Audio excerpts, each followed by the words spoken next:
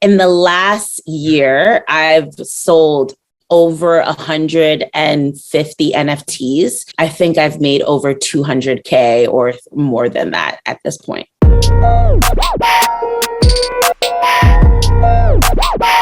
Good morning, everyone.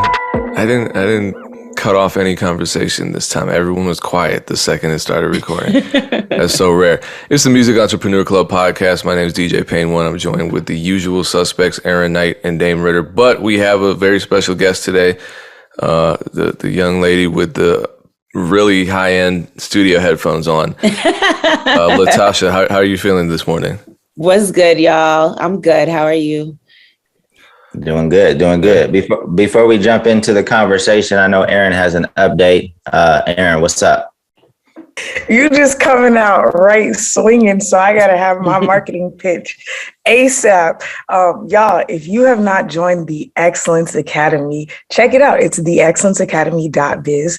I am actively mentoring artists and executives in the music industry. So kind of like a 2.0, so what we already do with the MEC, but we're also bringing a more integrated look at your life. Like, how can we involve every aspect of your life into your brand? So yeah, if you're looking for a deeper dive in the music industry, come join the Excellence Academy, theexcellenceacademy.biz. And people have been asking about more one-on-one mentorship with all three of us, but especially Aaron, since she's the new face and also the most popular person on the podcast. I'm not gonna lie. It's not even true. Whatever. It is. Look at the comments. Well, who doesn't want to be excellent? I mean, if you don't want to be excellent, then you shouldn't be listening to this podcast. But if you want to be more excellent, then join Aaron's Excellence Academy. It just makes sense. All right, cool. So let's jump into today's topic. We have a guest today. We don't normally have a guest, but we're super excited to talk to this young lady. I've been seeing her name all over the place on Twitter. She's been killing it. So we wanted to learn more about, what she's doing. Latasha, welcome to the MEC Podcast. Thank you so much. I'm so excited to be here. I have been watching what's going on with y'all and the podcast for some time. And a lot of people were like, Latasha, you should go and talk to them. And I was like holding off. But then I was like, you know what? Let me come and pull up and just chat. A little bit about me. I'm Latasha. I am Brooklyn born and raised, but I live in Los Angeles now, Flatbush, Brooklyn. I have been making music for about 10 years and have been really walking different terrains of what music and independence looks like. My first 5 years of this, I was not sure about the music industry at all. I didn't have any education. I just was thrown in the fire of it all. Some kids heard my ciphers and my raps while I was just doing the things in Brooklyn. And they were like, yo, I think you could spit.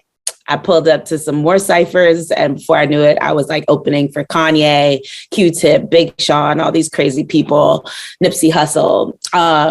And then got slid into the music industry and really found that I didn't really feel spiritually aligned with what the music industry was posing for me as an artist. And so fell into some deep depressions in 2015. And then a woman heard one of my songs and she was like, yo, I'm going to bestow you $10,000 so you could quit your job and do this music thing full time. And so I started in 2015, fully independent, read all the books, everything about new music and independence was my thing. And did all kinds of things to figure out how to make, income as an artist. I, did sync, I did performance art and was like a residence artist at National Sawdust in the Shed. And built all the content like you always see on Instagram and all the spaces and did a lot of brand work, but still didn't feel fully fulfilled until I moved to Los Angeles and the pandemic hit. And I was like, Lord, what's life? And that's when I found NFTs. Okay. So somebody just gave you $10,000 or was it like an investment? Or she was just like, hey, here's $10,000? She really just bestowed me the $10,000 because she really believed in what I was doing. And at the time, I honestly didn't have anyone. I didn't have a manager, marketing, anyone. I still don't have a manager or a marketing team, but I was just me. And she was like, I really believe in what you're doing and the music you're pushing. And I know it's hard, but here it is. And she gave me $10,000 also because I was living in a situation that I just couldn't live in anymore and was really being forced to not create. Got you. So can we just, sometimes just to pique people's interest, we have to like tell them the results before we go back. Can you let people know like what you have done, how many NFTs you've sold, how much money you've raised? Is that something that you're comfortable? Of course, talking sure. about? And then we'll go back and talk about how specifically you got into it. Absolutely. So in the last year, I've sold over 150 NFTs. And that's a mix of different types, one-of-one auctions, which we'll talk about, and collectibles. And some have been just music, some have been music videos, and some actually have been photography and other, quirks of Latasha. And in that summer of 2021, I made over $150,000 in just a summer. And then through the span of my NFT career, I've built over, and this is about a year. So I've started in 2021 to now. I think I've made over 200K or more than that at this point. Nice. And then, so how did you initially get into it? So one day I was just in the crib, and I always tell my partner that I think we manifested this because we were just thinking about how can we make this bread without a middleman? How can we figure this out without somebody else? And my partner came into the crib and he was like, yo, you ever heard of NFTs? His name's Ja. And I was like, nah. And he was like, yo, is this new wave of selling your art for crypto? And I already was super skeptical about crypto. I was already hating Dogecoin, all types of things, right? I was kind of in the space of I don't know about this crypto thing. And then had a lot of questions about copyright, about, people stealing my art, all these things. And so I started doing my research, and I realized that the blockchain was a really important factor in our future of transparency and really showing how people are transacting and things of that nature. So I really dived deep, watched my partner make a lot of money too. He's a 2D, 3D, and animator. And I was like, maybe this space isn't for me because nobody's really doing music. And I found one artist named Connie Digital who was doing music. And I was like, word, let me try this out. So I released my first music video in February. And it was February 2021, the 16th. And I sold it in 3 minutes. And I felt like this huge relief in my spirit. And it was like this money wound was healing, which I think a lot of artists are dealing with, especially through the pandemic, especially through life period. And that's how it started. Give me some insight into who you sold it to and how. I'm just curious to know what the profile of someone who purchases an NFT is, because there's kind of a barrier of entry given that I don't think the average music consumer even really has crypto, let alone knows what minting and blockchain is. That's a great question. So the first person that actually bought my NFT was the owner of the platform that I minted on. And his name was Jacob. And I know a lot of people would be like, oh, he was just trying to show that his platform works. But I think Jacob is an amazing being within the NFT space. He works for the platform that I work for, Zora. And he was on some I just want to see music artists win in this space. And I want to see you become a pioneer in that. And so I got off. That was my first offer. And at that time, there wasn't any auctions. It was just offers. And I didn't know. So I was like, I'm about to take this bread because I don't know if it's going to be gone or still here. But yes, he is a crypto native person. But collectors through the last year have been from all walks. And I've been noticing that as well. I'm looking so at Zora did you right now. already have, Go ahead. My bad. Payne, you said. Oh no, something. I'm looking at the Zora site because that's your preferred platform, and is it more artist focused then? So Zora is not artist focused. It has all kinds of folks inside of it. So there's music, text, developers, like engineers actually building things on Zora. And we could talk about how Zora works after, but it's a lot. Unless you want me to talk about it, I'm happy to bring you guys into that. Yeah, I'm looking at it. It looks like almost like an eBay, but for art. Yes. So Zora is actually an NFT protocol. It's not a marketplace. And what that means is that people could actually build their own marketplaces on top of Zora. So not only is there like our marketplace, but other people build on top of it. And Jacob actually believes it's a hyperstructure, which pretty much allows for people to make their own wheels on top of Zora. So there's other platforms like Catalog Works, which you might have heard of, which is a music only platform. There's Artiva app, which I call it the MySpace of NFTs, because you could really build out like an easy functional website for your NFTs.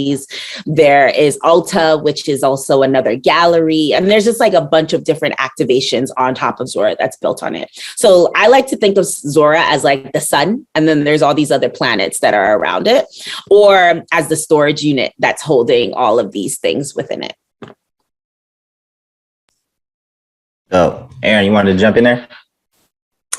Yeah, I just wanted to ask about community. I think community is such a major aspect of this. And I think that's the gap right now. Mm-hmm. It's like the gap in misunderstanding, but also in scaling. So I know for you, you're saying their first NFT was sold to the owner of the platform. And then from there, how did you, I know Discord plays a big part right now, mm-hmm. but I think, especially for our audience, we're looking at the gap between really understanding right now. And I think community is the next step. How did you go about building a community, one that understood what you were doing, two, that valued what you were doing, and then three, that could afford, what so to speak. Such a great question. Yeah. So when I got into NFTs, I started with 7,000 followers on Twitter, and just to like paint the picture. And I started with about 10,000 followers or 11,000 on Instagram, because that's where musicians were living at the time.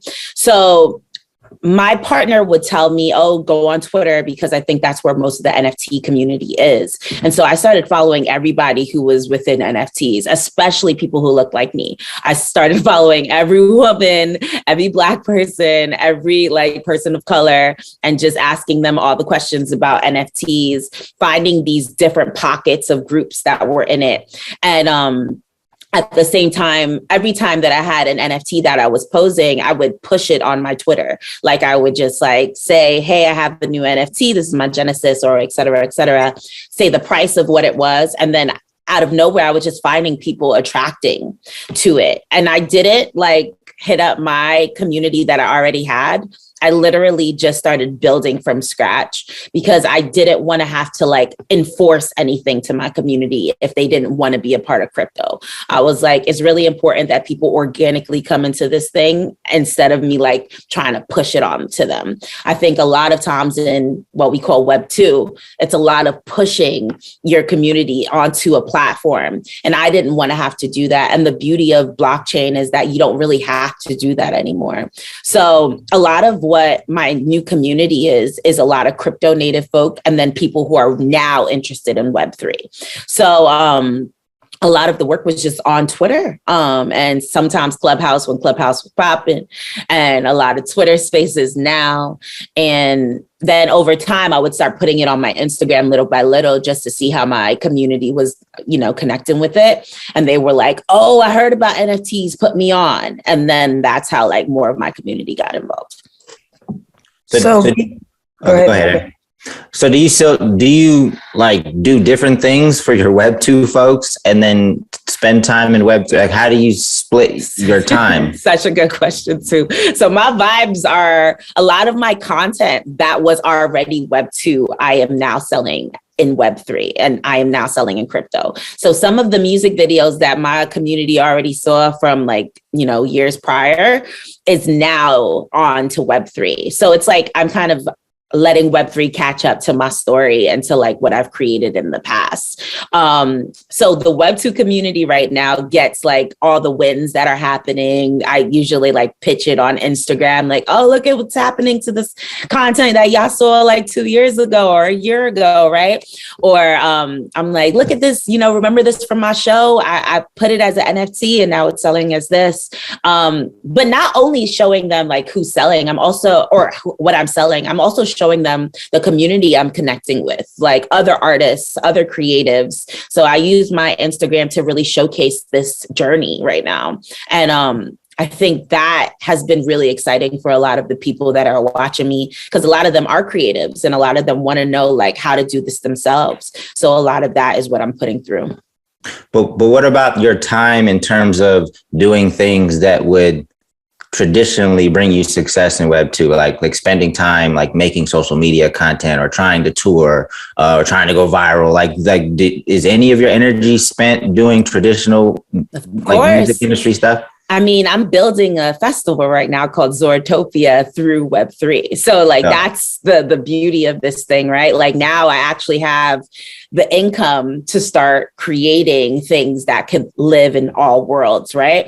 And I am thinking about like Web 2 in the sense of streaming and things of that nature, but I'm thinking of it in new ways. So there's a lot of different types of technology and tools in Web 3 that could facilitate bigger things happening in Web 2, i.e. there's Sound XYZ, which is something that I've been utilizing, and I put music NFTs onto it and have editions being sold. And so those tokens now, and this might get a little complex, so tell me to slow down.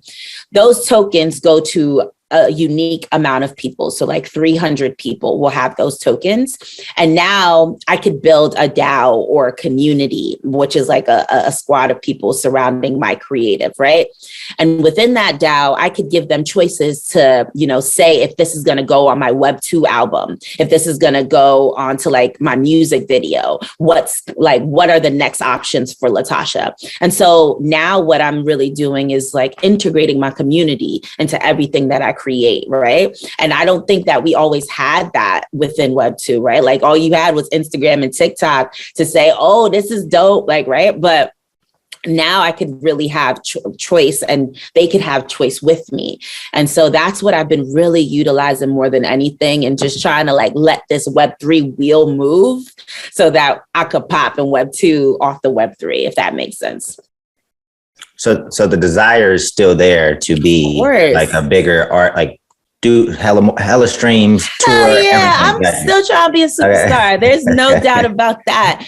That is always on the plane. But I think what people sometimes, people think it's this or that. And I don't think it's that. I think it's all of it. And that's what I push to all of the artists that are getting into the space. I think it's about using every tool that you have at your disposal. Use streaming, use sync, use Web3, and then like try to push forward with all of it.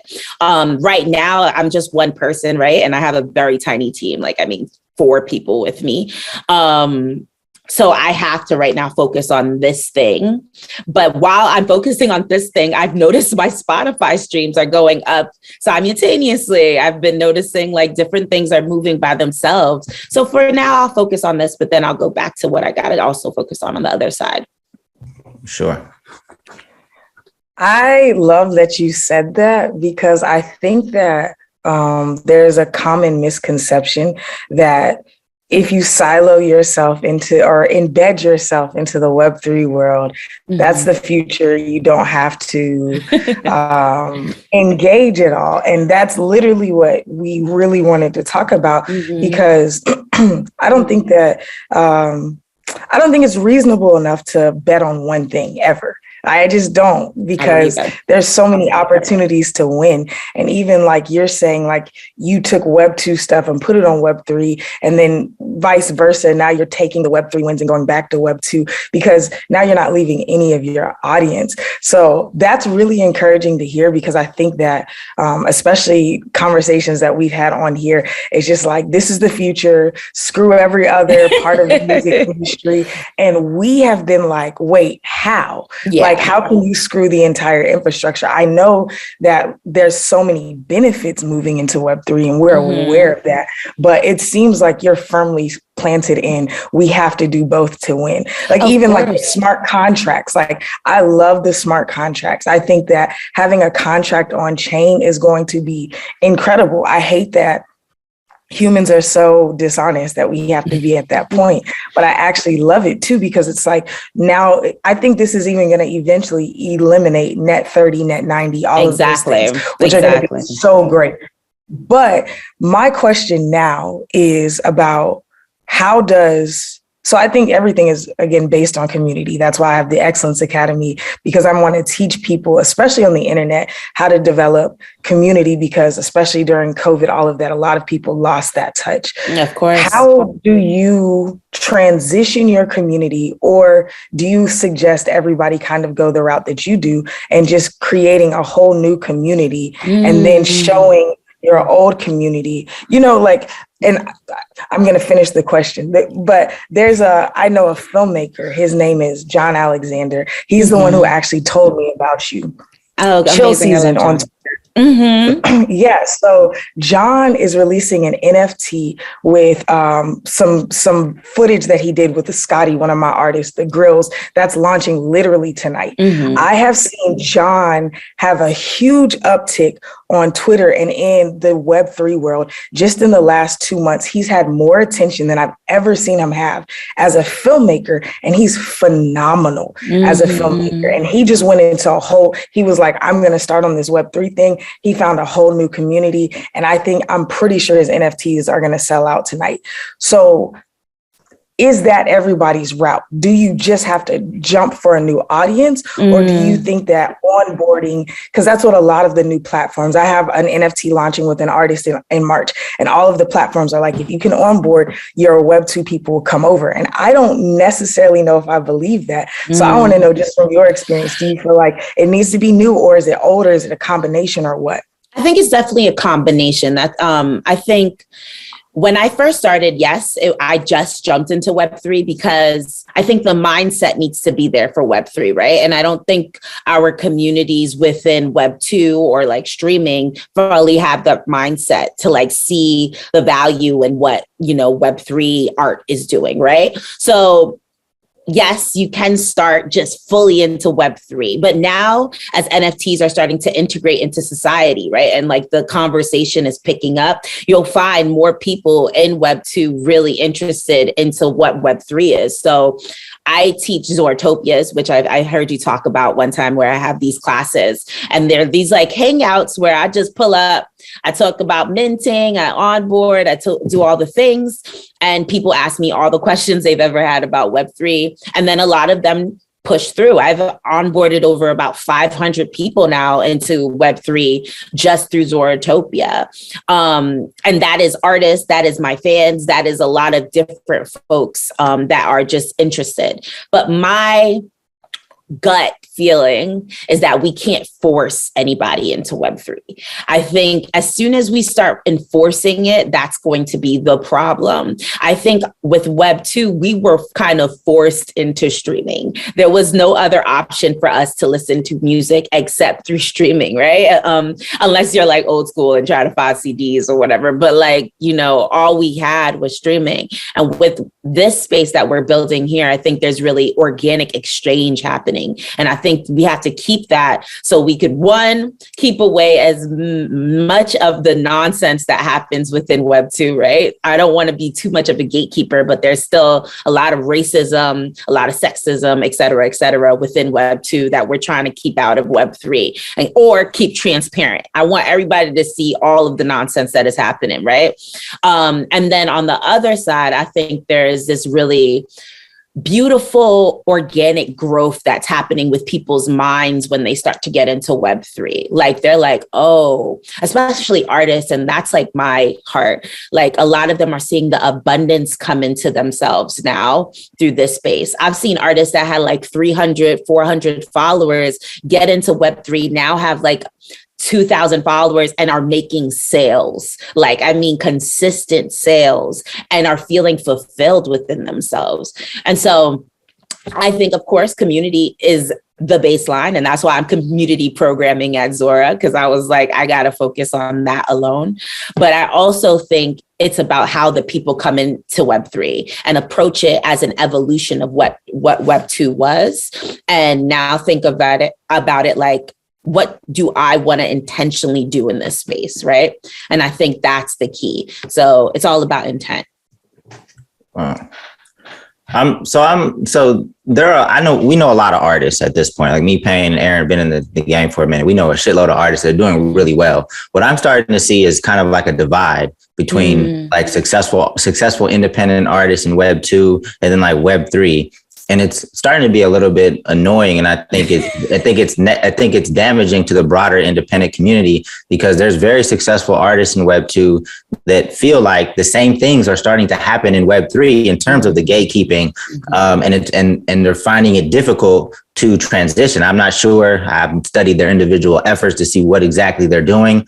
But do you see the same thing? I almost see like Web 3 artists kind of like differentiating themselves. Like, I'm a Web3 artist. Like, what is that? Like, what is, like, I mean, that's bitter, because the Web2 space was really hard for a lot of these artists. Like, I am one of them. And I mean, I've dealt with labels trying to give me drugs and pills so that I could lose weight. I've dealt with, people telling me that I wasn't enough for years. And then I find this space where everything that I've created is selling and people are really reacting to it, loving it. I'm like, yo, I was good this whole time. People was trying to like fake like I was whack, and I was dope this whole time. So of course artists are bitter. So they're going to be on some, I'm a Web3 artist, forget all that Web2 stuff, right? But I think that's just where it is now. I think in time, as the toolage starts to evolve, because I'm positive that Spotify and Tidal and Apple are all thinking about Web3 right now. I'm positive about it. And as that toolage starts to evolve, you'll see artists starting to think about it holistically and not just in this one frame. But yeah, man, like I think about that often. And I think it's because we're pissed. We're upset about how the industry was treating us for so long. And now we found this whole terrain where we get to be independent, where we don't have anybody controlling anything. And we don't want no kind of, lack for a better word, F shit coming into this. I cursed anyway. Fuck shit coming into this, right? It's okay. We just don't want any fuck shit coming into this. And so, a lot of artists tell me like, why am I not getting on this platform on Web3? And I think it's like, you have to show the work. On Web3, you got to show the work. That's just point blank. People want to see that you've tried different platforms, that you show up for community, that you support other artists. All of that is a part of it. A lot of times artists think like, oh, I made like 1 million streams on Spotify. You should put me on. And I'm like, that doesn't mean anything here. I'm sorry, it doesn't. And I think a lot of times people think the vanity metrics equate to something in Web3, and they just don't. They don't. They're very different metrics that we're following here. Here, it's a community metric, like heavily. And it's also like, what kind of toolage are you building? What kind of infrastructures are you thinking about? I think in Web3, we're thinking about artists as CEOs at this point. We're not thinking about artists in the same vein of just like you're signed to something and that's it, right? We're thinking about what are you building for the future? And what are you thinking about to save the planet and to save music in itself, right? And that's like a deep conversation that I don't know if I'm ready to get into with y'all, but that's real. And I understand Web2 artists are sometimes bitter, but I'll be like, yo, pull up, get to know people, connect with people, get to know what's going on in the space. Don't just, because a lot of them are coming in for the money grab, and we know it, we see it. And that's why it's gatekept, because we know that people are just coming in for the bread, and we don't want you to just come in for the bread. We want you to come in to really gain something out of this space, and that's for your farther future. Right. Yeah, I think for me, what I always see with that, I don't want to be negative. It kind of turns me off, and I don't see it that way in my head, just because I know some, and it's a few people in that space. But you know, if there's a conversation about what's really happening in Web3, and these are structures that aren't going away anytime soon, PayPal, labels, that kind of thing. We, to an extent, we all have to, unless we drop out of the music industry entirely, we have to deal with these existing structures that may be problematic and often are. And so when we're looking for solutions, for example, PayPal chargebacks, they suck. We hate them. Yeah. Every time that conversation comes up with me and other producers or even recording artists, someone jumps in and says, well, blockchain's the solution. And it's like, blockchain's not the solution. To me, blockchain is another infrastructure.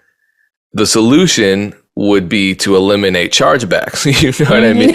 So it's never, I shouldn't say never, it's rarely framed as a kind of practical application. It's usually this grandiose idea of replacement. And I don't think, from what you're saying, replacement isn't the purpose.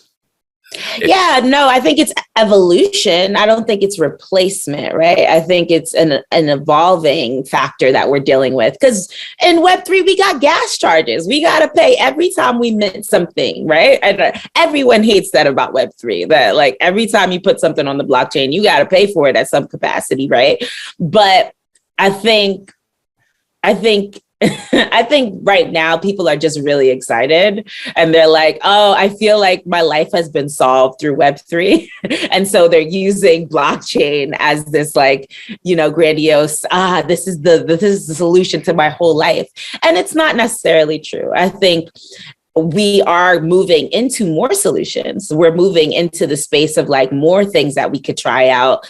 But I think it's going to take us like continuing and consistently doing things within the space for it to grow into this more like solving space, right?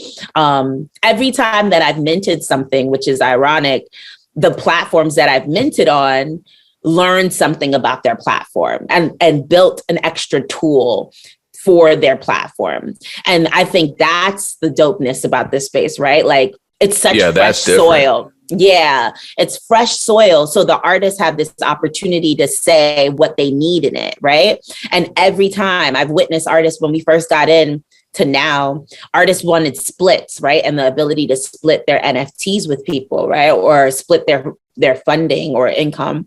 And in the beginning, that wasn't a thing. And then 2-3 months later, all the platforms were starting to build and integrate that into their space. And that's what's dope about this in comparison to Web 2, where who are we talking to? We got to call PayPal and be like, y'all got to stop this. Like, and no one's listening to us there. But here, I think people are actually listening. Right.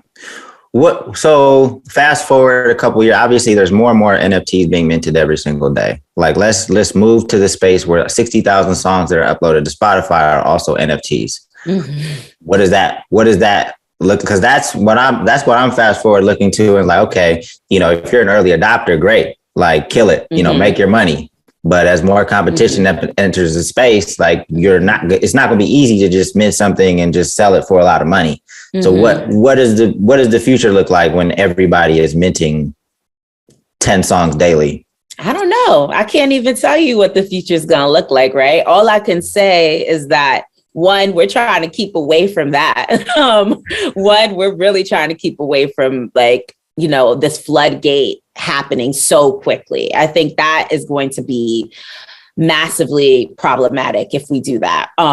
There was actually a platform called Hit Piece that tried to pull up and put everybody's music from Spotify onto blockchain, and people were not having it. No one was having it. And I mean, they tried to mint one of my pieces that already sold on the blockchain. And I was like, absolutely not. And so people shut down the site. Like, that's how quickly in like 2 hours, the site was shut down. And that just goes to show you that the community, again, really cares about what's happening here. So when we get to the place, I'm imagining when we get to the place that 60,000 people or 60,000 songs are being uploaded onto the blockchain, I think what's going to happen is each of those artists, I don't know if we're going to say 60,000 artists, each of those artists are going to be on their own paths of creating community at that point. And I think that's what we want. We don't want artists to feel like they have to jump on each other's path. I think we want artists to really create their own lanes, create their own infrastructures, create their own. And that's what I'm seeing happen here. So many of the homies that I've witnessed, like Iman Europe, I've seen like Maroof, I've seen, all these dope creatives that from 2010 creating and building and now finding this home for themselves, starting to create a lane and think about, how can I gamify my music so that people really want to interact with it? Or how can I create festivals so that people could come through and build other communities, like thinking about just other ways of doing this thing. I think that's the power. And I think what will happen in that time is that we're going to see, I don't want to say we're not going to see a label, because we'll probably still see labels, but we'll see labels doing different work than they did now. Wow.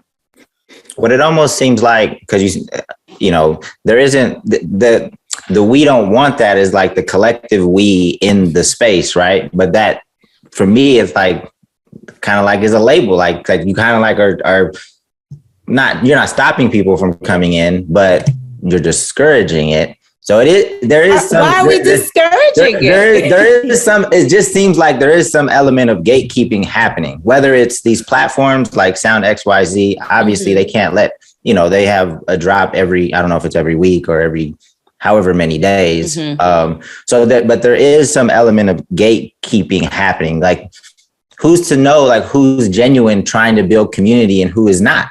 Yeah, that's true. I'll give you that. I wouldn't say that there isn't any gatekeeping, right? But I think what is not gatekept is the open source code for people to build their own. So everything is out there, so you could go ahead and build your own platform if you really wanted it. So that's one thing I tell people. I'm like, let's not act like this is all, everything is open for anybody to use. And I think a lot of platforms do want to get to that point, but it's hard to store 60,000 artists at one time, right? We're not Spotify yet. So I think right now, the decentralization concept is based on the fact that code is out there for you to make your own through blockchain. And I think right now, I don't like to call it gatekeeping for these platforms. I feel like it's a bit unfair because they just don't have the capacity. So I think what we call it more so is curation. And a lot of them are thinking about how they're going to curate this space so that the artists that are interested in this space feel attracted to certain platforms. So like Catalog IE, for example, they have a very specific sound that they're going with right now, and they're attracting that kind of artist into that space, right? And then Sound is similar. Zora is not like that. Zora is open to anybody. Anybody could mint on Zora once they learn how to like onboard themselves into Web3. So you just connect your wallet, and if you have a music video, a song, whatever, you can mint it on Zora. Like, it's open. So I think that's the difference. There's just these certain platforms that just don't have the capacity yet. But hopefully in the future they will. I mean, I don't think gatekeeping is a bad thing, to be honest. Like, I mean, we gatekeep our guests. We don't just allow anybody to run up and talk to us on our platform. Yeah, because why would you want anybody to come and pull up, say all kind of craziness? I don't necessarily think it's a bad thing. It just that's our job. It just depends on who's doing the gatekeeping. And I mean, because now in the music industry, there's just a shitload of gates. So if one is closed, just go through another one. Yeah. There's like a lot of gates closed, and you're like, all right, I got to go to Web3. you had a tweet that said I think it was, we had to fight for NFTs. Yeah. I just wanted to know what that, for music NFTs, we had to fight for music NFTs. I think you said something like that. Yeah, I did. I said that because one, what we're dealing with is the people that are like, I don't want to say the icons, but the people that are like the thought leaders of NFTs, especially music NFTs, are usually white male. And we're witnessing some of them have backlogs of racism. So, that scares me, because I already came from an industry that I was dealing with racism, sexism, all the isms, right? And I don't want to see that happen again. So that was one reason why I said that, because I was like, a lot of Black and POC, LGBTQIA plus artists are coming into this space. We got to make sure that they feel safe. And that was what I was mostly protecting when I wrote that, was like, let's protect these music NFTs from all these Black people coming through. That's one. And then two, music has the hardest battle right now, because the mindset of how music has been sold for years has been a background, right? Music has played the background. Music is just not the way, it's not valued the same way it's been valued in Web3, right? And so we have more of an uphill battle than anyone else. And we really have to fight for that, because the music industry just doesn't speak for the artists anymore. We're still dealing with a contract that was made in the 1920s. Like, that is crazy to me. We're still dealing with like the way that people are pushed is vanity metrics. And that is crazy to me as well. And I think about my career often, and how like I was so focused on Instagram and TikTok when I should have been in the studio focusing on how to make the greatest project ever, right? I was so focused on like writing the best tweet, instead of focusing on like how to make this really amazing record, or connecting with another artist, or other things that really should have value in the music. And so I'm fighting for that. I'm fighting for musicians within NFTs, because I really believe that we could get back to the music. We could get back to our core love and our passion. And I'm witnessing it. I'm witnessing some artists be like, yo, I didn't release any music last year, but I'm still getting paid and I feel good. And like, I feel like well in myself. And so I think that's what I was talking about when I said that. I have so many reasons to fight for music NFTs, but those two are like my core. Can I ask a big question then before we close out? So sure. You were adapting, not necessarily adapting, but you're taking content that was released in Web 2, so music videos, just standard music, and then you're minting them and selling them as NFTs. Take me through, okay, so like a song like Go Go Wine, right? Mm-hmm. You recently sold, oh damn, you made a lot of money off this one, over 50,000 USD. Mm-hmm. So Go Go Wine was a single that you released in 2020 through Web 2. Mm-hmm. What does it look like to sell that? What specific parts are being sold? So awesome. So this song, I actually had a publisher aligned with this song, right? So the Web 2 contract looks like the publisher is getting the higher amount, right? But the Web 3 contract, I actually had leverage because they have no stake in Web 3, right? So I went to the label and I was like, all right, you guys are getting this amount and I'm getting the higher cut from this thing. And I mean a higher cut, like not like... I'm making the bread out of this one. I didn't choose the song specifically because I wanted to make sure that they remember that I paid for the music video. I took care of all of this content. So I was going to get the higher amount for that. So you got to get your Web 2 things in order first, right? Got that in order. I went on Zora and then connected my wallet. So I don't know if you guys want me to talk about wallets, but you want to get a MetaMask wallet or a Rainbow wallet, you could easily download them, but just make sure you don't get a fake one. MetaMask.io is the best way to get it, or go on Twitter and ask somebody because usually they'll give you the right one. Download that thing, set it up. Get some Ethereum in your wallet. So when you get onto the wallet, it'll say buy Ethereum. and you'll buy some Ethereum. And then you'll mint, you'll pay a gas fee. Sometimes it goes from $50 to $300, depending on how blockchain is running. At that time, I spent a gas fee about, I want to say $100 for a Gogowan to mint. And then I made an auction for, I think one day. It was the 1 day auction. And then the auction went crazy and I pushed it on Twitter. I just said, yo, new music video. Reserve price was 0.5 ETH, which was like $2,000 or something like that.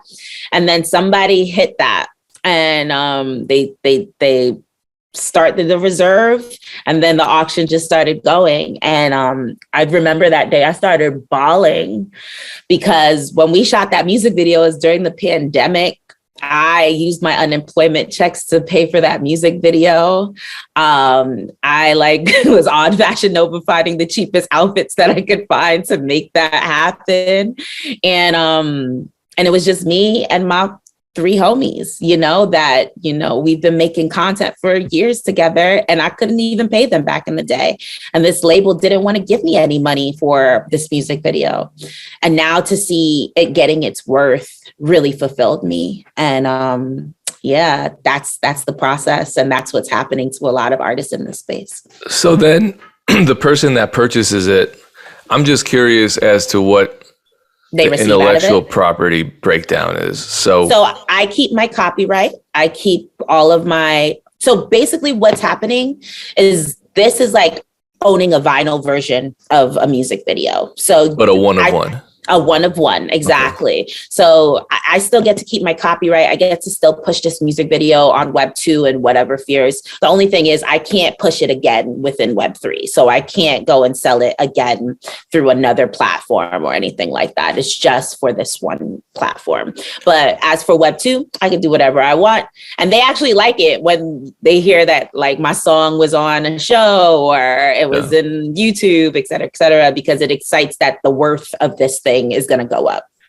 But you could theoretically have sold through the NFT minting process. You could have put in the Web3 contract that they get a part of the master, part of the underlying composition, or because I guess Nas did that from what we understood. He did that with Royal, so that's like a different platform.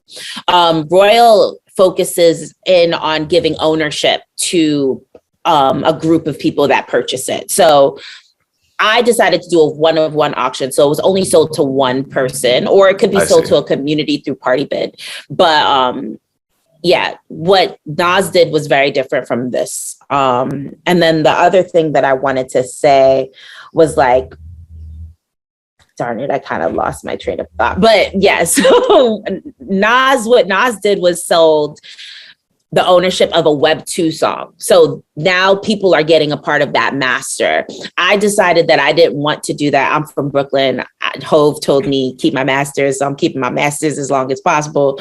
I decided not to do that. I just wanted to sell this music video. But what could happen is somebody builds a music video platform, and, the person that owns that music video now could resell that music video. So I have a music video that sold for 2.5 ETH, which was like 11,000 at one point, and now is on the market for $5 million. Someone is reselling it for $5 million. When that hits, you guys not going to see me for a while, but, that's the beauty of this thing. Well, that was going to be my last question. Obviously, one of the benefits of selling NFTs is that you earn a commission in secondary sales or however many times it sells in the future.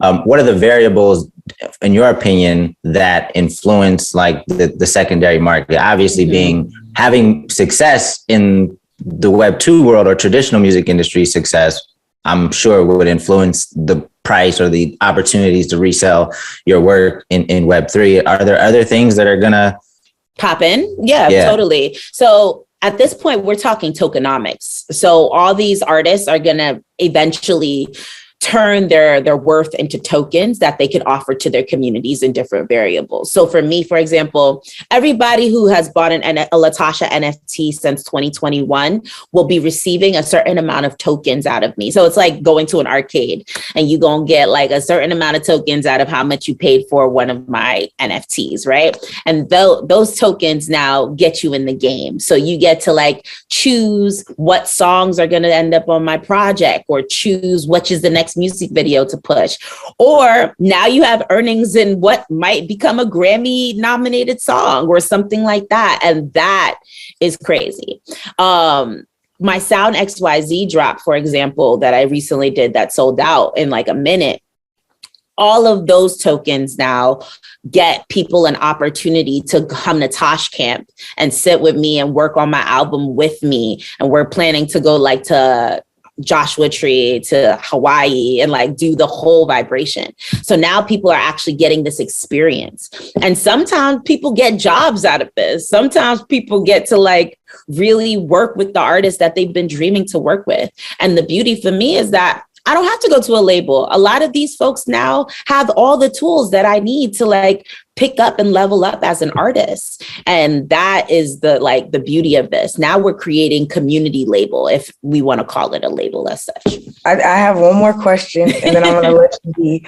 This is something that I find I'm still a bit confused on, but do you feel like the average Web3 consumer or user is spending more than the average Web2 consumer? Or do you feel like we have not on Web2 necessarily honed our niche, so that's why we're not getting as much return on investment? Because I just like for you to say that you sold a music video for $50K, and again, to the average consumer, the utility of it currently is pretty nominal, right? You know what I'm saying? This is no disrespect to the art, because I saw the video, I thought it was dope. I could feel it, you know, but I'm wondering, is it that there's is that just you've attracted that because you've developed a community? Or do you feel like, because that's what somewhat seems elusive to me. It's like, how can I make money on Web3 if I have to spend all this money to make it, versus Web2 is like